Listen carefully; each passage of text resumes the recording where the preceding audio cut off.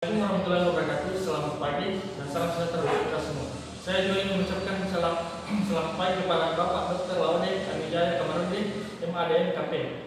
Semoga senantiasa diberi kesehatan dan perlindungan oleh Allah Subhanahu wa taala. Mahasiswa pasca sarjana program Magister Manajemen Institut Teknologi dan Bisnis Nobel Indonesia. Kesempatan ini saya akan mempresentasikan mengenai perilaku organisasi. Perilaku organisasi adalah suatu disiplin ilmu yang mempelajari tentang perilaku tingkat individu dan tingkat kelompok dalam suatu organisasi, serta dampaknya terhadap kinerja, baik itu kinerja individual, kelompok, maupun kinerja organisasi. Dalam perilaku organisasi, individu harus mampu beradaptasi dengan bersosialisasi dengan orang lain.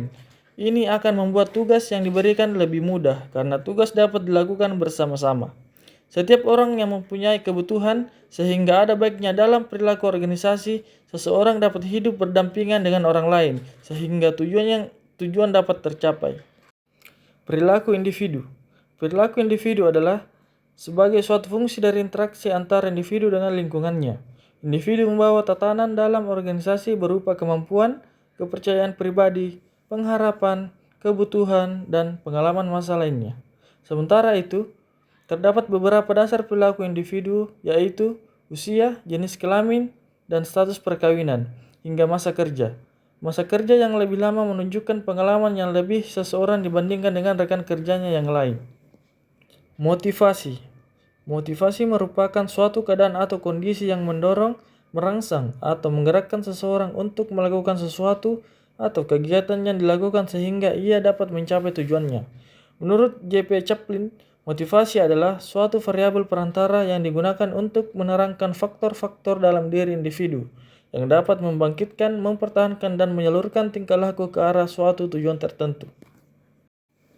Hubungan antara motivasi dengan perilaku individu. Pertama, memberikan dorongan atau semangat terhadap bawahannya. Kedua, meningkatkan produktivitas seorang pegawai dalam bekerja. Ketiga, mempertahankan tingkat loyalitas karyawan agar tetap bertahan dalam perusahaan. Keempat, meningkatkan kedisiplinan karyawan dan memperkecil angka absensi karyawan. 5. Menciptakan suasana kerja yang lebih kondusif serta hubungan yang baik antar karyawan. 6. Menjadikan karyawan lebih kreatif dan selalu berpartisipasi dalam kegiatan kantor. 7. Menumbuhkan rasa tanggung jawab bagi karyawan terhadap tugas-tugas yang diterima. Kemampuan atau kompetensi. Kapasitas individu untuk mengerjakan berbagai tugas dalam suatu pekerjaan tidak sama satu dengan yang lainnya.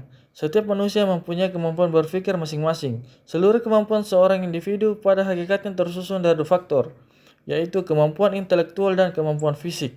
Kemampuan intelektual dengan perilaku organisasi adalah kemampuan intelektual dibutuhkan dalam berorganisasi, karena cara berpikir serta nalar mampu membawa kita mencapai tujuan organisasi. Sedangkan kemampuan fisik merupakan kemampuan yang diperlukan untuk melakukan tugas-tugas yang menuntut stamina, kecekatan, kekuatan, dan keterampilan serupa. Hal lain yang juga dapat berpengaruh pada perilaku individu adalah kepuasan kerja yang dirasakan. Kepuasan kerja merupakan perhatian utama organisasi untuk dapat mencapai keefektifan kerja. Kepuasan kerja merupakan bentuk rasa senang terhadap apa yang telah dikerjakannya. Namun, kepuasan kerja bersifat subjektif. Kepuasan antara individu satu dengan individu yang lainnya cenderung berbeda, karena setiap individu mempunyai kriteria kepuasan tersendiri dalam mengukur tingkat kepuasan hidupnya. Berbicara mengenai kepuasan kerja, tentu ada unsur-unsur sebagai penunjang munculnya rasa puas tersebut, seperti pekerjaan itu sendiri. Setiap pekerjaan memerlukan suatu keterampilan tertentu sesuai dengan bidangnya masing-masing. Sukar tidaknya suatu pekerjaan serta perasaan seseorang bahwa keahliannya dibutuhkan dalam melakukan pekerjaan tersebut akan meningkatkan atau mengurangi kepuasan kerja. Rekan kerja. Faktor ini berhubungan pada hubungan antara pegawai dengan atasan dan pegawai lainnya dalam organisasi.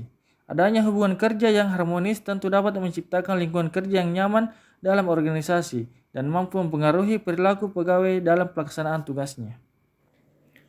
Faktor selanjutnya adalah pimpinan. Kepuasan pegawai dapat ditingkatkan melalui perhatian dan hubungan yang baik dari pimpinan kepada bawahan, sehingga bawahan akan merasa bahwa dirinya merupakan bagian yang penting dalam organisasi. Promosi. Promosi merupakan faktor yang berhubungan dengan ada tidaknya kesempatan untuk memperoleh peningkatan karir selama bekerja. Umumnya, Manusia beranggapan bahwa seseorang yang bekerja pada jabatan yang lebih tinggi akan merasa lebih puas daripada karyawan yang bekerja pada jabatan yang lebih rendah. Faktor lain yang mempengaruhi kepuasan kerja seseorang adalah gaji atau upah.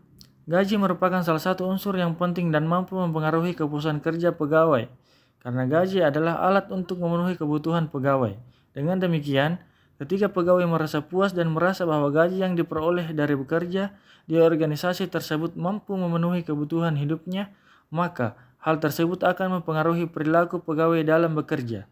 Misalnya, lebih bersemangat dan giat serta lebih produktif dalam bekerja. Demikianlah penjelasan dari saya tentang perilaku organisasi. Jadi, bisa disimpulkan bahwa perilaku organisasi adalah suatu bidang studi yang di dalamnya mempelajari tentang bagaimana seseorang ataupun individu bisa bergerak dan berperilaku sesuai dengan organisasi. Pemahaman tentang perilaku organisasi ini sangat penting untuk setiap mereka yang terlibat di dalam manajemen perusahaan, sehingga perusahaan bisa bergerak secara lebih efektif dan efisien. Thanks for watching. Jangan lupa like, comment, and subscribe. Assalamualaikum warahmatullahi wabarakatuh.